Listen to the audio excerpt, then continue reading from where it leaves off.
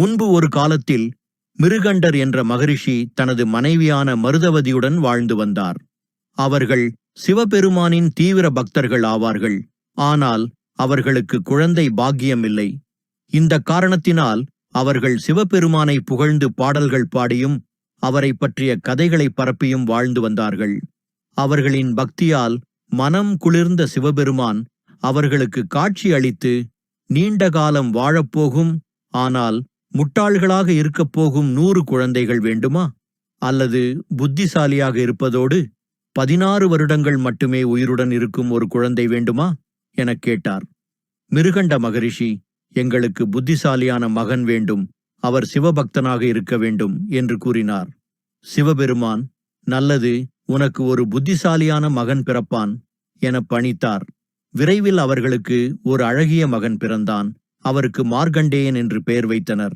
மார்க்கண்டேயன் வேதங்களை எளிதாக கற்றுக்கொண்டு சிவபக்தியுடன் வாழ்ந்தான். ஆனால் 16 வயதை நெருங்கும்போது அவரது தந்தை கவலையில் ஆழ்ந்தார். காரணம், சிவபெருமான் அவருக்கு வழங்கிய வரம்.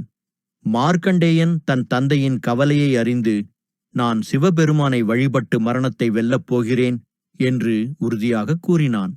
பின்னர் கடற்கரையில் சிவலிங்கத்தை நிறுவி நாள்தோறும் பக்தியுடன் வழிபாடு செய்யத் தொடங்கினான்.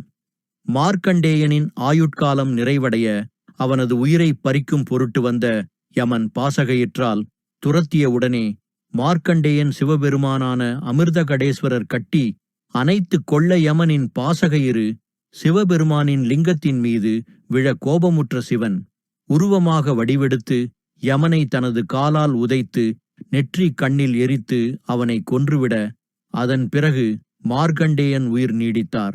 என் மனம் கவர்ந்த பக்தன் என்றும் சிரஞ்சீவியாக வாழ்வான் என்று சிவபெருமான் கூறினார்.